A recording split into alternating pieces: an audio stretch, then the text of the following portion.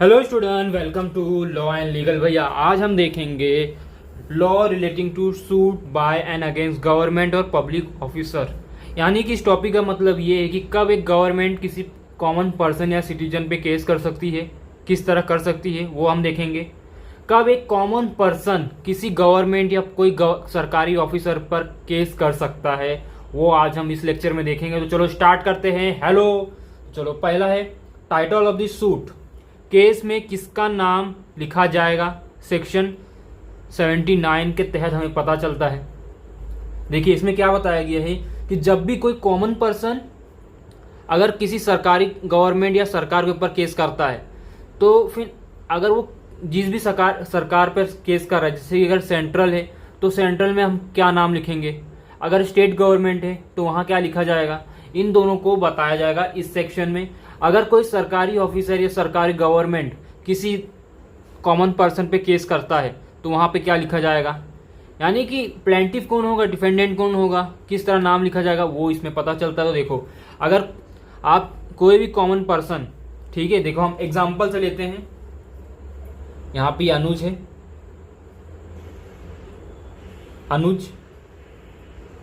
अनुज का एक घर है और ये एक पब्लिक ऑफिसर है, यानी कि गवर्नमेंट का सरकारी आदमी है, सरकारी आदमी है समझो। तो ये क्या किया, अनुज का घर तोड़ने के लिए क्या आया, बुलडोजर। आजकल जो ट्रेंडिंग में चल रहा है, बहुत हर जगह ये तोड़ा जा रहा है, तो ये ट्रेंडिंग है। अब ये अनुज का घर आया तोड़ने के लिए। यहाँ पे अनुज क्या बोलता है कि तुम कौन हो, तो बोलता है मैं सेंट्रल गवर्नमेंट का आदमी हूँ। मैं यानी कि सेंट्रल गवर्नमेंट पूरे जो इंडिया ना, उस जो एक जिसे हम प्राइम मिनिस्टर बोलते हैं वो क्या होता है हमारा सेंट्रल गवर्नमेंट, जो पूरा इंडिया संभालता है। पूरा इंडिया का जो एक मालिक होता है उसे हम सेंट्रल गवर्नमेंट बोलते हैं। तो ये क्या हो गया, सेंट्रल गवर्नमेंट की तरफ से आया एक आदमी अनुज का घर तोड़ने के लिए। अनुज ने बोला कि कुछ दिन का मुझे समय दे दो। इसने बोला ठीक है, अगले हफ्ते फिर मैं आऊँगा, ये सरकारी काम है, आपको ये घर तोड़ना पड़ेगा, आपका घर इलीगल है। अब अनुज यहाँ पे कोर्ट जाएगा, इस पर्सन के खिलाफ केस करेगा। लेकिन हमेशा याद रखना, जिस भी पर्सन के खिलाफ हम केस करते हैं, जैसे कि यहाँ पे पर्सन ये है, तो केस इसके ऊपर नहीं होगा। क्यों नहीं होगा, क्योंकि ये एक सरकार का ये क्या है, एक तरह का कुत्ता बोल सकते हैं हम, ठीक है, कुत्ता हो गया। नहीं तो हम बोलते हैं उनका एक आदमी है, क्योंकि ये सरकार का आदमी है, तो इसके ऊपर केस तो नहीं होगा, सरकार के ऊपर केस होगा। ये उनका बस एक क्या है, कुत्ता है, काम करने वाला कर्मचारी है, तो उस वजह से इस पे कोई केस नहीं होगा। ये अपना काम कर रहा है, अगर इसको कुछ दिक्कत है अनुज को तो ये सरकार के ऊपर केस करेगा। तो अगर सेंट्रल गवर्नमेंट घर तोड़ रही है इसका, तो ये सेंट्रल गवर्नमेंट के ऊपर केस करेगा। अगर स्टेट गवर्नमेंट है, जो भी स्टेट रहेगा, तो देखो अब देख लेते हैं कि किस तरह नाम लिखना रहेगा। अब यहाँ पे अनुज क्या प्लेंटिफ केस कर रहा है, डिफेंडेंट कौन है, सरकार। तो किस तरह ये अगर नाम लिखना, किस तरह नाम लिख जाएगा, देखो यानी कि किस तरह डिसाइड होता है कि किसके खिलाफ क्या नाम लिखा जाएगा केस करते समय। अगर राज्य, देखो अगर केंद्र सरकार है, जैसे कि पूरे इंडिया का जो एक सरकार है, सेंट्रल गवर्नमेंट जिसको बोलते हैं, अगर उसके खिलाफ है तो हमें यहाँ लिखना होगा अनुज वर्सेस यूनियन ऑफ इंडिया। अगर सेंट्रल गवर्नमेंट कुछ भी वायलेशन करती है या कोई सिविल केस करती है, ठीक है, कुछ भी ऐसा इलीगल काम करती है जिससे किसी पर्सन को दिक्कत होगा, या कोई पर्सन ऐसा काम करता है जिससे सेंट्रल गवर्नमेंट को दिक्कत होता है, तो वहाँ पे सेंट्रल गवर्नमेंट नहीं लिखा जाता है, union of India. Union of India का मतलब होता है कि पूरी सेंट्रल गवर्नमेंट, हम उसे कह सकते हैं। तो एक केस, सिविल केस में सेंट्रल गवर्नमेंट का नाम हमेशा यूनियन ऑफ इंडिया लिखा जाता है। ये हो गया। इनकेस अगर जैसे कि अनुज महाराष्ट्र में रहता है, तो अगर कोई स्टेट है तो स्टेट गवर्नमेंट है, तो अनुज जैसे अगर महाराष्ट्र में, तो यहाँ पे लिखा जाएगा स्टेट ऑफ महाराष्ट्र। तो किस तरह एक टाइटल ऑफ द सूट, यानी कि केस में किस तरह नाम लिखा जाता है, सेंट्रल और स्टेट का वो बताया जा रहा है। तो आप समझिए ये नाम है। दूसरा पॉइंट देख लेते हैं, सरकार को नोटिस देना पड़ेगा, सेक्शन 81 के तहत पता चलता है इसमें। यानी कि अब जो अनुज है, अनुज को ये एक कर्मचारी आया, अनुज का घर तोड़ने आया था। अनुज ने बोला एक हफ्ते का टाइम दे दो, मैं कुछ करता हूँ, वरना फिर इसने क्या बोला कि अगले हफ्ते आके मैं आपका घर तोड़ दूंगा। अनुज को ऐसा बोला, ठीक है। अब अनुज कोर्ट गया, तो इन दोनों में से अगर जिसका भी रहेगा, अगर ये समझो अगर स्टेट गवर्नमेंट की तरफ से आया तो यहाँ पे लिखा जाएगा स्टेट ऑफ महाराष्ट्र। अगर ये कर्मचारी अनुज का घर तोड़ने के लिए सेंट्रल गवर्नमेंट की तरफ से आया तो यूनियन ऑफ इंडिया लिखा जाएगा, ठीक है। किस तरह, जैसे कि यहाँ ये प्लेंटिफ हमने देखा था, प्लेंटिफ वर्सेस डिफेंडेंट, दो लोग का नाम होता, तो अनुज वर्सेस यूनियन ऑफ इंडिया होगा तो यूनियन ऑफ इंडिया, सेंट्रल होगा तो स्टेट ऑफ गवर्नमेंट या जो भी स्टेट होगा उसका नाम लिखा जाएगा। यहाँ मैंने एग्जाम्पल के लिए लिया है महाराष्ट्र, लेकिन अगर यहाँ दूसरा कोई भी जो स्टेट है उसका नाम आएगा।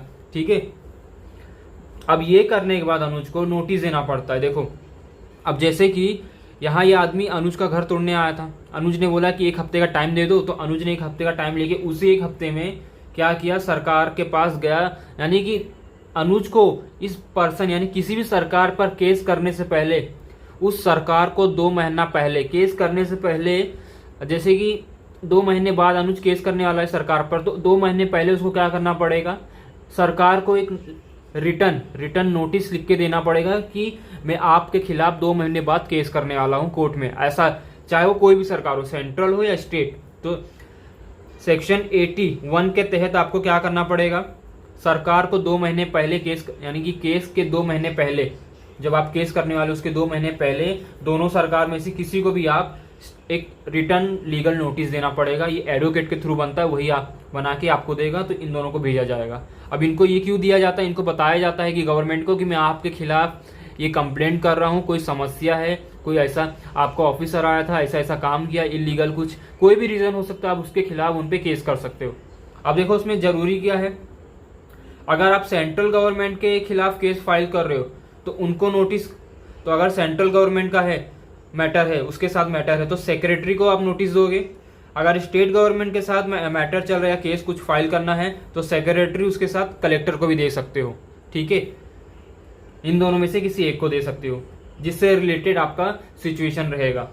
अब आपको रिटर्न लेटर में लिखना क्या है, नेम, एड्रेस, कॉजेस, रिलीफ, यानी कि आपका नाम क्या है, जो भी प्लेंटिफ होगा, जैसे अनुज का यहाँ पूरा नाम लिखा जाएगा, अनुज कहाँ रहता है वो लिखा जाएगा, क्या अब ये इन दोनों में क्या समस्या हुई है, क्या सिचुएशन है, क्या फैक्ट है, क्या कॉजेस है अनुज, यानी कि क्या हुआ है अनुज के साथ, एक सरकारी ऑफिसर के साथ, इन दोनों के बीच में, तो वो कॉजेस बताना पड़ेगा। रिलीफ, अब अनुज को क्या चाहिए, वो चाहता क्या है सरकार से, वो उसको बताना पड़ेगा। फिर इन दोनों में से किसी को भी भेज सकता है। तो हमारा ये पहला दूसरा पॉइंट हो गया। अब देखते हैं point number 3, emergency case. Emergency case यानी कि अर्जेंट रिलीफ सेक्शन, सेक्शन 82 के तहत अब क्या होता है ये आपको बताता हूँ कि यानी कि जब भी ऐसा कोई सिचुएशन आता है जहाँ पे अगर गवर्नमेंट का कोई कुछ पर्सन, कोई लोकल पर्सन या सिटीजन कुछ इलीगल तरीके से काम करता है गवर्नमेंट के खिलाफ, तो गवर्नमेंट तुरंत उसके खिलाफ क्या कर सकती है। देखो गवर्नमेंट के लिए ये सब रूल मायने नहीं रखता, ये ज़्यादा रूल जो है ना, ये जितने भी पॉइंट्स, ये एक लोकल पर्सन यानी सिटीजन्स के लिए बनाया गया है, मेन उनके लिए है। क्यों? क्योंकि इमरजेंसी हमेशा एक सिटीजन्स के लिए काम आएगा। गवर्नमेंट के पास ये पावर होता है, वो डायरेक्ट केस कर सकते हैं, लेकिन एक सिटीजन डायरेक्ट केस नहीं कर सकता, उसको पहले नोटिस देना पड़ता है गवर्नमेंट को। लेकिन अगर सिचुएशन ऐसा है कि नोटिस अगर देंगे, देखो कोई भी पर्सन अगर नोटिस देने की कोशिश करेगा तो उसका जो प्रॉब्लम है वो सॉल्व नहीं होगा। इमरजेंसी, देखो जब भी एक पर्सन के कुछ, अगर कोई गवर्नमेंट किसी पर्सन के साथ या पीपल के साथ कुछ गलत कर रही, अगर वहाँ पे नोटिस देना मैंडेटरी, देखो नोटिस देना एक कंपलसरी है, ये रूल नंबर 2 के तहत, ठीक है। लेकिन अगर इमरजेंसी है, कुछ ऐसा सिचुएशन है जहाँ इमरजेंसी है, तो आप कोर्ट से डायरेक्ट लीव मांग सकते हो, कोर्ट ऑफ दी लीव, तो आप डायरेक्ट बिना नोटिस दिए केस फाइल कर सकते हो गवर्नमेंट के खिलाफ। देखो मैं एग्जांपल देता हूँ, यहाँ पे अनुज है, ठीक है, अनुज, और ये एक सरकारी आदमी है, ठीक है। अभी अनुज का एक घर है, सरकार का आदमी आया, समझो ये हम स्टेट गवर्नमेंट का आदमी है महाराष्ट्र का, सरकार आके इसका एक दिन, समझो आज के दिन आया, ठीक है। आने के बाद अनुज का घर बुलडोजर से तोड़ने लग गया। अब अनुज ऐसे में क्या किया, दूसरे दिन अब ये क्या बोल रहा है कि सरकार ने बोला है कि एक ही हफ्ते में ये पूरी लाइन का जितना भी आपका प्रॉपर्टी, जैसे कि सरकार को इस आदमी को हुक्म मिला सरकार स्टेट गवर्नमेंट से कि अनुज का घर है वो 1 हफ्ते में खाली कराकर उस जगह को खाली कराना है, ठीक है। अब अनुज के पास यहाँ 2 महीना रुकने का टाइम नहीं है, ठीक है, 2 महीना रुकने का टाइम नहीं है। क्यों नहीं है? क्योंकि अनुज को अगर सरकार के ऊपर केस करना, तो हमने देखा था रूल नंबर 2, उसको पहले सरकार के जिस भी सरकार के खिलाफ वो केस करना चाहता है उसे 2 महीने पहले नोटिस देना पड़ेगा। लेकिन यहाँ ये क्या बोल रहा है सरकार का आदमी कि 1 हफ्ते के अंदर आपको घर खाली करना है वरना हम तोड़ देंगे, ऐसा बोल रहा है। तो अनुज क्या 2 महीना इंतजार करके एक नोटिस दे सकता है? नहीं दे सकता। तो ये इमरजेंसी केस है, तो यहाँ पे अनुज डायरेक्ट कोर्ट जाएगा, लीव ऑफ द कोर्ट भर के परमिशन लेके कोर्ट से सरकार के खिलाफ डायरेक्ट केस कर सकता है, फिर इस सिचुएशन को बता सकता है। जब भी ऐसा सिचुएशन आए जहां 2 महीने का नोटिस ना देना मुश्किल है या नहीं दे पाएंगे कोई पर्सन, तो वहां पे लीव ऑफ द कोर्ट मांग कर आप कोर्ट में डायरेक्ट सरकार के खिलाफ केस कर सकते हो। तो ये पॉइंट नंबर 3 था, इमरजेंसी केस। अब देखते हैं point number 4 exemption from arrest and appearance section 81 के तहत। इसमें क्या होता है कि जैसे कि आदमी था, देखो यहाँ वापस एग्जांपल लेता हूं, अनुज और ये सरकारी आदमी। अब ये देखो, ये क्या है, इसका घर है। अब इसको स्टेट गवर्नमेंट की तरफ से, ये जो एक आदमी है सरकारी आदमी, इसको स्टेट गवर्नमेंट की तरफ से क्या, यानी कि एक कर्मचारी है, ठीक है। अब जो स्टेट गवर्नमेंट है उसने हुक्म दिया है कि जो भोईसर में रहने वाला अनुज है इसका घर तोड़ दिया जाए, ठीक है। यानी कि जो महाराष्ट्र के एक छोटे से सिटी में, शहर में, गांव में, जो बोल सकते कुछ भी, भोईसर अभी गांव में ही है, तो अनुज का घर तोड़ने के लिए इसको ऑर्डर मिला है इस कर्मचारी को, क्योंकि ये क्या है, वहाँ का एम्प्लॉय है, गवर्नमेंट एम्प्लॉय है। इसको ऑर्डर दिया गया है कि अनुज का घर तोड़ दिया जाए, क्योंकि अनुज का घर एक इलीगल तरीके से बनाया गया है। लेकिन अनुज के पास पेपर है, अनुज को मालूम है, ठीक है। वैसा ऐसा सिचुएशन है। अब जब ये अनुज कोर्ट में केस कर दिया, नोटिस भी दे दिया, ठीक है, तो जो ये कर्मचारी है ना, इसके ऊपर केस नहीं होता है। क्यों नहीं होगा? क्योंकि ये क्या है, गवर्नमेंट का एक एम्प्लॉय है। तो ये काम किसके लिए कर रहा है? अपने गवर्नमेंट के लिए, एक राज्य सरकार के लिए काम करता है। तो इसमें जो केस होगा ना, वो राज्य सरकार के ऊपर होगा, ना कि इस एम्प्लॉय में। और इन केस अगर कुछ अरेस्ट करने की बात आती है तो ये पर्सन अरेस्ट नहीं होगा। क्यों नहीं होगा? क्योंकि अपना काम कर रहा है और ना ही इसे कोर्ट में आने की ज़रूरत है अगर इसका काम बहुत ज़्यादा है। इस सेक्शन में वही बताया गया है। देखो, पहला क्या है, अरेस्ट नहीं किया जाएगा। दूसरा, अगर उनके कोर्ट में आने से सरकारी काम नुकसान होता है तो कोर्ट उन्हें पर्सनली पेश होने से छूट दे सकती है। तो ये पर्सन एक सरकारी एम्प्लॉय है, यानी कि सरकार के लिए काम कर रहा है। और अनुज का घर तोड़ने के लिए किसने ऑर्डर दिया था? गवर्नमेंट ने, स्टेट गवर्नमेंट ने। तो जो भी केस होगा, जिसे भी पेश होना होगा या जिसे भी अरेस्ट करना होगा, कौन होगा? स्टेट गवर्नमेंट, ठीक है। अगर इलीगल तरीके से स्टेट गवर्नमेंट करेगी तो। लेकिन यहाँ पे ये क्या है, एम्प्लॉय इसी ऑर्डर फॉलो कर रहा है उसका घर तोड़ने के लिए, तो इसे ना अरेस्ट किया जाएगा और ना ही पेश होना पड़ेगा, ठीक है। अगर इसके पास ज़्यादा काम है, बोझ है, इसे अपनी ड्यूटी निभानी है, तो इसे पेश होने के लिए भी छूट दी जाती है कोर्ट की तरफ से। ये पॉइंट नंबर 4 था। पॉइंट नंबर 5 देखते हैं। अब जब अनुज के पक्ष में अनुज जब केस जीत जाता है, ठीक है, इन केस अनुज, यहाँ पे देखो वापस बताता हूँ, अनुज और ये सरकारी आदमी, इन दोनों में क्या चल रहा था? ये सरकारी आदमी स्टेट गवर्नमेंट का था, जिसने अनुज का घर तोड़ने के लिए स्टेट गवर्नमेंट ने इसको ऑर्डर दिया था। ये सरकारी आदमी है। अनुज ने केस कर दिया सरकार के ऊपर, स्टेट गवर्नमेंट के ऊपर। अब अनुज ये केस जीत गया। तो ऐसे में जब कोई भी सिविल पर्सन, कोई भी आम आदमी अगर केस जीत जाता है ना, तो ऐसे में कोर्ट सरकार को, चाहे वो गवर्नमेंट सेंट्रल हो या स्टेट, उन्हें 3 महीने का टाइम देती है। अब इसमें टाइम क्या देगी उस गवर्नमेंट को? सेंट्रल या स्टेट दोनों को क्या टाइम दिया जाता है एक कोर्ट के थ्रू, कि इन 3 महीने के अंदर जो भी अनुज का नुकसान हुआ है उसे आप भर के दो। जो भी फाइन, कंपनसेशन, जो भी नुकसान हुआ उसे भर के देना पड़ता है 3 महीने के अंदर। अगर वो गवर्नमेंट 3 महीने के अंदर भी वो कंपनसेशन, वो मुआवजा नहीं देती है या वो काम नहीं करती है, जो भी ऑर्डर दिया होगा कोर्ट ने, वो डिग्री वो फॉलो नहीं करती, तो कोर्ट वापस से उन पर एक्शन लेगी। फिर उसी के बाद अनुज उन पर वापस से कोर्ट में केस, यानी कि बोल सकता है कि अभी तक सरकार ने काम नहीं करके दिया। तो ये हमें ये डिग्री बताता है, यानी कि सेक्शन 82 इससे पता चलता है। देखो, अगर कोई भी सरकार के खिलाफ केस जीत जाता है तो कोर्ट सरकार को 3 महीने समय देती है उस डिग्री को करने के लिए। यानी कि जो भी कोर्ट का ऑर्डर आएगा, सरकार के अनुज जीत गया है, यहाँ पे सरकार हार गई है, तो सरकार को 3 महीना दिया जाएगा उस काम को करने के लिए, ठीक है। तो ये हमारा ये था। तो इसी को हम कहते हैं law relating to suit and by against government. ये एक प्रोसीजर है कि एक कॉमन पर्सन सरकार के खिलाफ केस कर सकता है। आपको तो ये बताया कि एक कॉमन पर्सन किस तरह सरकार के खिलाफ केस कर सकता है, ठीक है। लेकिन ये जो हमने पढ़ा है ये दोनों के बारे में बताता है कि कब गवर्नमेंट किसी के खिलाफ केस कर सकती है और कब कोई पर्सन।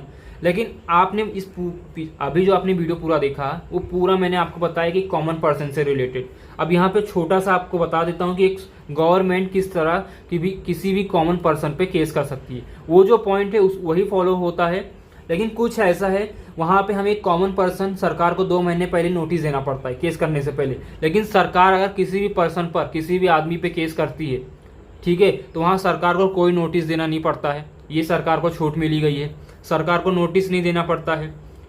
और कोई भी मैटर है, ठीक है, साइन बाय ऑफिसर होता है। यहाँ पे जो सरकार, जैसे कि अगर स्टेट गवर्नमेंट है तो अगर स्टेट गवर्नमेंट खुद नहीं वो मैटर को संभालती है, उसके जो ऑफिसर्स होते हैं, जो डिपार्टमेंट होती है, वही वो मैटर को हैंडल करते हैं। जैसे कि साइन बाय ऑफिसर्स, जो भी स्टेट गवर्नमेंट के ऑफिसर्स होंगे वही उस मैटर को हैंडल करते हैं। Government pleader handle. और कोर्ट में जैसे कि स्टेट गवर्नमेंट है तो स्टेट गवर्नमेंट खुद तो कोर्ट के अंदर आएगी नहीं, पेश होगी नहीं, उसके पास बहुत काम है। तो ऐसे में क्या किया जाता है, चाहे वो स्टेट गवर्नमेंट हो या सेंट्रल, अब कोई भी स्टेट या सेंट्रल गवर्नमेंट कोर्ट में तो आएगी नहीं रोज रोज हियरिंग के समय। तो ऐसे में क्या किया जाएगा कि दोनों के तरफ से एक सरकारी वकील क्या किया जाता है, अपॉइंट किया जाता है। वो सरकारी वकील वही केस भी लड़ता है, वही पूरा अपॉइंटमेंट या हियरिंग वही संभालता है, किसी की आने की जरूरत नहीं पड़ती इसके। ऐसे में अगर सरकार किसी पे केस करता है तो ठीक है, या तो सरकार पर कोई केस करता है, हमने ये देखा। अब देखो एग्जाम्पल देखते हैं, गवर्नमेंट और प्राइवेट कंस्ट्रक्शन कंपनी, ये दो गवर्नमेंट ने प्राइवेट कंस्ट्रक्शन कंपनी को एक वो दिया था काम, जैसे कि बोला गया था कि 10 स्कूल बनाने हैं तुम्हें, ठीक है, 10 स्कूल की बिल्डिंग बनानी है। लेकिन ये जो प्राइवेट कंपनी थी ये पैसा तो ले ली सरकार से एडवांस और दुबई भाग गई, काम नहीं की। तो यहाँ पे इसने क्या किया, चलो दुबई नहीं भाग गई, काम करने से मना कर दिया। तो ऐसे क्या करेगी गवर्नमेंट, इस प्राइवेट कंपनी पे केस करेगी कोर्ट में। तो अब ये किसके अंदर आ रहा था, एक एजुकेशन बिल्डिंग बनाना, कंस्ट्रक्शन, ठीक है। तो यहाँ पे एजुकेशन डिपार्टमेंट जो रहेगी, देखो हमारे यहाँ क्या लिखा था, साइन बाय ऑफिसर। तो ये किसने काम दिया था, एजुकेशन डिपार्टमेंट ने दिया था इनको काम कि हमारे स्कूल में ये 10 सरकारी स्कूल है, इसका कंस्ट्रक्शन आपको करना है। तो वही जो एजुकेशन डिपार्टमेंट ऑफिसर रहेंगे वही केस फाइल करेंगे, वही सारा चीज हैंडल करेंगे, ठीक है। तो इस तरह सूट बाय गवर्नमेंट होता है, यानी कि कब एक गवर्नमेंट भी किसी पर्सन के खिलाफ केस कर सकता है। तो वही ऐसा प्रोसीजर, मतलब प्रोसीजर पिछले वाला ही वही 5 पॉइंट होते हैं। लेकिन गवर्नमेंट नोटिस नहीं देना पड़ता है, गवर्नमेंट को एक छूट है, ठीक है। गवर्नमेंट को कोर्ट में आने की जरूरत नहीं है हियरिंग के टाइम उनके जो ऑफिसर्स होते हैं वही आ सकते हैं, वही उन्हीं को आना रहता है। खुद गवर्नमेंट चल के तो नहीं आ सकती, क्योंकि जो सेंट्रल गवर्नमेंट है और जो स्टेट गवर्नमेंट है वो दोनों नहीं आ सकती है। हम देख लेते हैं कि कब कब एक कॉमन पर्सन और एक सेंट्रल गवर्नमेंट कोर्ट में केस कर सकती है। देखो, रॉन्गफुल सीजर ऑफ प्रॉपर्टी, जमीन या प्रॉपर्टी पर इलीगल कब्जा या तो इलीगल तरीके से तोड़ा जाएगा। तो अब जैसे कि हमने देखा था अनुज का घर एक सरकारी ऑफिसर तोड़ रहा था, अगर इलीगल तरीके से वो सरकारी ऑफिसर बिना नोटिस दिए तोड़ता है, या अगर अनुज के पास प्रॉपर्टी के पूरे पेपर है तो भी तोड़ता, तो ये इलीगल हो गया, ठीक है। या अनुज ने इलीगल तरीके से वहां अगर घर बनाया है और सरकार को मालूम है, तो इन दोनों केस में सरकार भी अनुज पे केस कर सकती है और अनुज भी सरकार पर केस कर सकता है। ये भी एक रीजन है। ब्रीच ऑफ कॉन्ट्रैक्ट, सरकारी कॉन्ट्रैक्ट तोड़ना, यानी कि सरकार ने किसी को काम दिया था करने के लिए, लेकिन उसने वो कॉन्ट्रैक्ट तोड़ दिया, पैसा ले लिया, काम भी नहीं कर रहा है, तो वहाँ का सरकार उस पर केस कर सकती है। और ऐसा भी अगर सरकार ने किसी को, देखो दोनों तरफ से होता है, एक कॉमन पर्सन भी केस कर सकता है और सरकार भी, ठीक है। अगर सरकार ने पैसा नहीं दिया, एक पर्सन के साथ कॉन्ट्रैक्ट किया, तुम इतने दिन काम करोगे तो तुम्हें इतना पैसा दिया, वो पर्सन ने काम कर लिया लेकिन सरकार ने पैसा नहीं दिया, तो वो पर्सन भी केस कर सकता है सरकार पे। ये दूसरा पॉइंट था। टॉर्ट और नेग्लिजेंस, सरकारी लापरवाही से नुकसान, जैसे कि अगर रोड खराब है, रोड पे जो गटर्स होते हैं उनके ढक्कन खुले हैं, उससे किसी का एक्सीडेंट या मौत हो जाए तो उसके लिए भी सरकार पे क्या कर सकते हैं, केस कर सकते हैं। सरकार भी कर सकता है, सरकार कोई सिटीजन भी कर सकता है। सर्विस मैटर, जैसे कि जो भी सरकारी आदमी, सरकारी ऑफिसर्स होते हैं, अगर उन्हें बिना नोटिस सस्पेंड या नौकरी से निकाल दिया जाए,